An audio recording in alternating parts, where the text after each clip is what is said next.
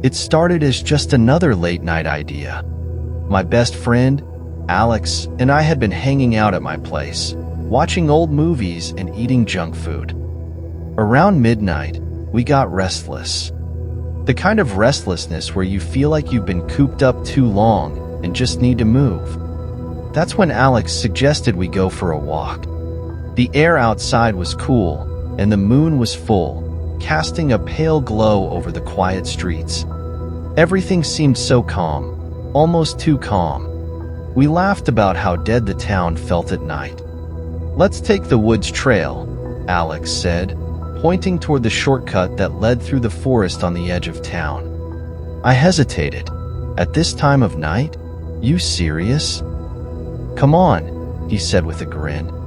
"It's faster, and it's not like it's haunted or anything. We've done it a million times." He wasn't wrong. The trail was a straight shot through the woods, about a 15-minute walk, and we'd used it plenty of times during the day. But at night, the woods were different. The woods are scary. The tall trees loomed like silent giants, their branches twisting together to block out most of the moonlight. Still, I didn't want to be the one to chicken out. "Fine," I said, shoving my hands into my hoodie pocket.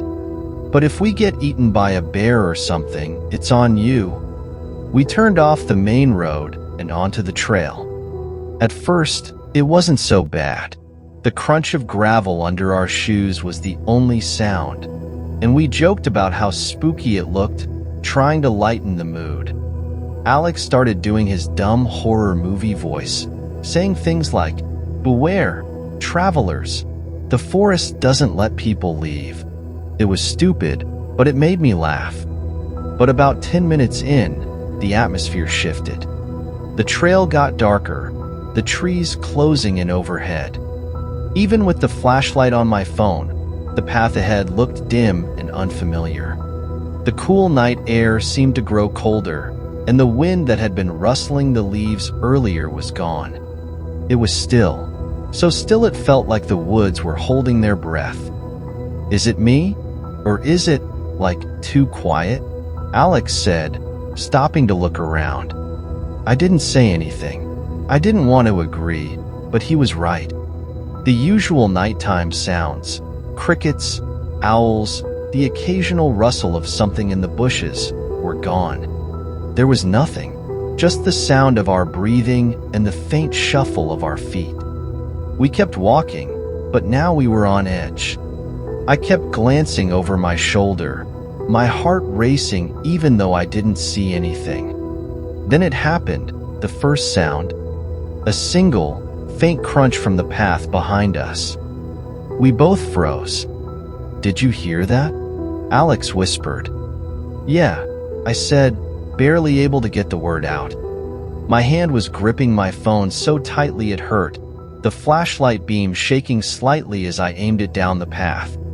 Nothing, just the trees, their branches clawing at the sky like skeletal hands, and the dirt trail fading into darkness. Alex took a small step closer to me. Maybe it's just an animal, like a deer or something." He was trying to sound casual, but his voice cracked on the last word.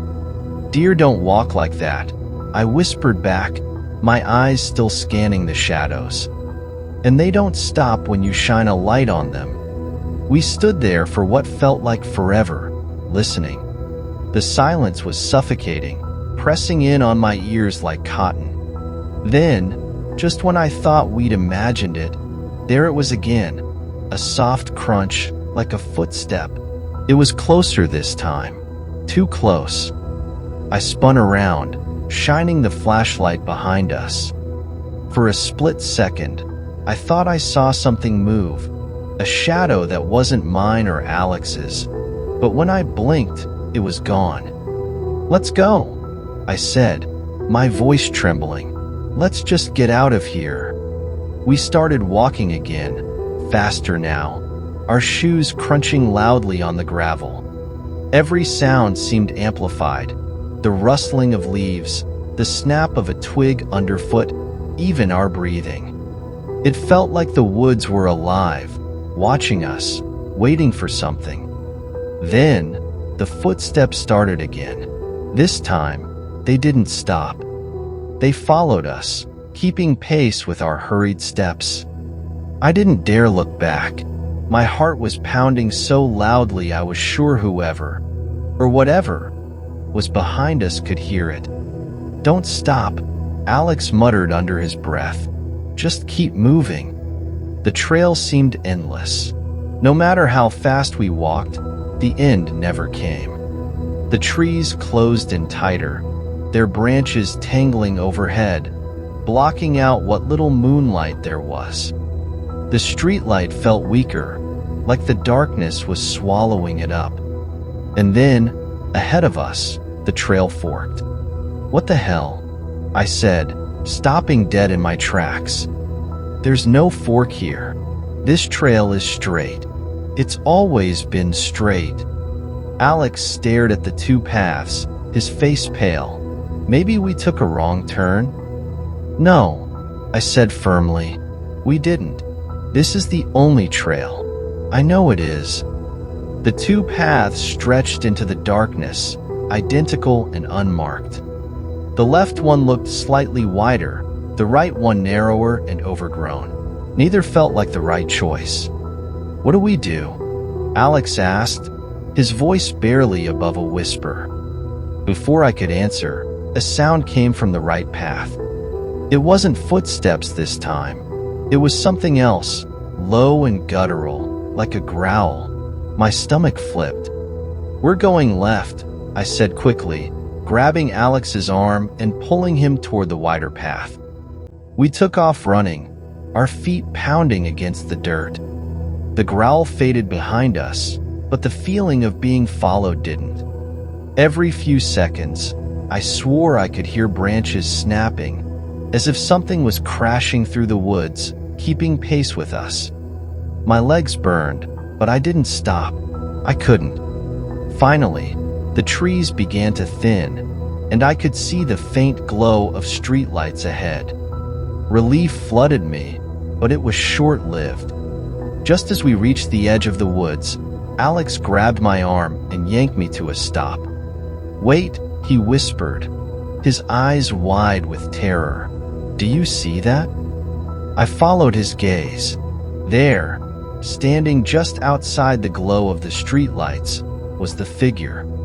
The same one we'd seen earlier. Tall and still, its head slightly tilted as if it were watching us. My flashlight was shaking so badly I could barely hold it steady, but I managed to shine the beam toward it. For the first time, I could see it clearly. It wasn't a person. It looked human-shaped, but its limbs were too long, its posture too unnatural. Its face, or what I thought was its face, was smooth and featureless, like a blank mask. And then, it moved. It didn't walk. It didn't run. It just shifted, like it had blinked out of existence and reappeared closer to us. "Run!"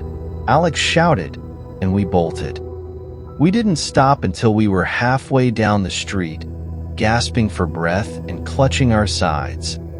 When I finally dared to look back, the figure was gone. The trail was empty, the woods dark and silent once more. We stumbled the rest of the way home, too scared to speak. Even when we got back to my house, locked the doors and sat down, the feeling of being watched lingered.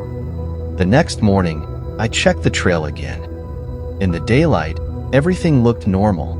No fork in the path, no sign of the figure. Just the same trail we'd walked 100 times before.